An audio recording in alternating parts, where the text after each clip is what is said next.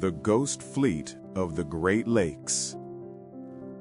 Imagine a secret so vast, so incredibly ambitious, that it involved sinking the entire U.S. Navy's fleet and then forgetting it ever existed.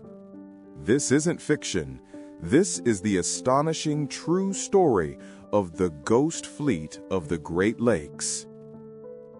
In 1945, World War II ended, and the United States was left with the most powerful naval armada the world had ever seen.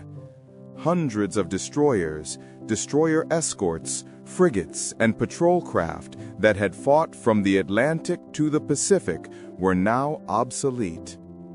The question facing the U.S. Navy was simple. What do we do with 1,000 warships we no longer need? The answer, devised by Navy strategists, was brilliant, pragmatic, and almost unbelievable in its scope. They decided to put the entire fleet into a state of suspended animation. The Navy couldn't scrap them all. That would flood the market and crash the post-war shipbuilding industry. They couldn't just moor them, as saltwater corrosion would destroy the steel in a few years.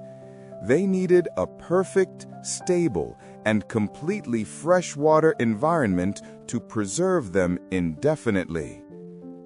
They found it on the western shore of Lake Superior, in the small, unassuming harbor of Duluth, Minnesota. Starting in 1946, a silent, monumental operation began. Hundreds of vessels, many fresh from battle, were towed thousands of miles through the Panama Canal, up the Atlantic seaboard, and finally through the Great Lakes system and the Soo Locks, arriving one by one in Duluth. The preservation process. The procedure they used was called mothballing, but this was mothballing on an industrial scale. Dehumidification. They sealed every port, hatch, and opening. A massive network of hoses connected the ships to central dockside plants. These plants pumped hot, dry air through the entire interior of every ship, reducing the humidity to near zero. Rust prevention.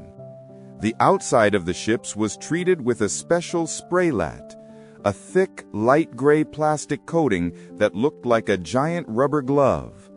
This coating sealed the steel against moisture and oxygen. Engine care. The engines and turbines were coated in a protective oil film to prevent any internal corrosion. The result was a fleet that was perfectly preserved, waiting for a hypothetical future war or for a new technology that might make them useful again. By 1950, what the people of Duluth saw was an impossible sight. A silent armada of over 200 warships neatly lined up, 5 rows deep, stretching for miles along the waterfront.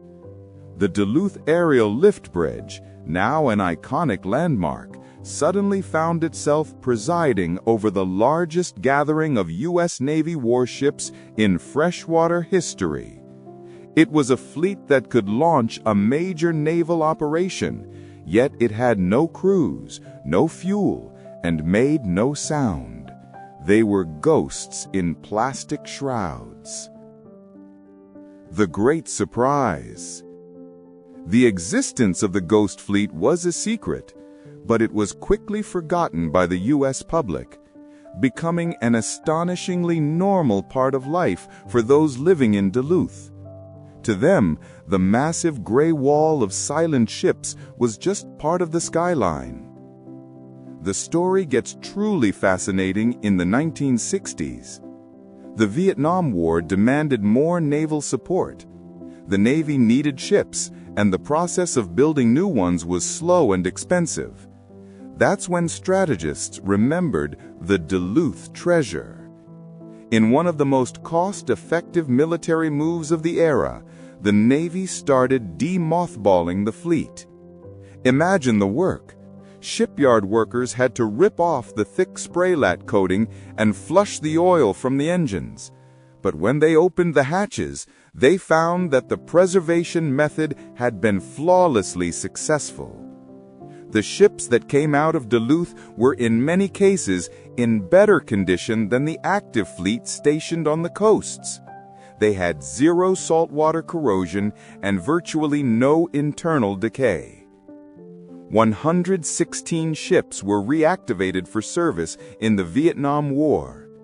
The Navy saved millions of dollars and years of construction time by simply pulling these perfectly preserved ships out of Lake Superior. Destroyer escorts that had fought in World War II were fighting again in the Gulf of Tonkin, thanks to the pristine, cold, fresh water of Minnesota. The last echoes. The Ghost Fleet was slowly depleted. Some ships were sold to foreign navies, others were eventually scrapped, having served a second life. Today, if you visit Duluth, the vast lines of destroyers are gone, but the legacy remains. The infrastructure of the Naval Reserve Facility still exists in part, and the community still tells the stories of that bizarre, silent chapter in American military history. It is a true story that underscores the ingenuity of post-war America and how the quiet ports of the Great Lakes held one of the most massive and forgotten military secrets of the Cold War.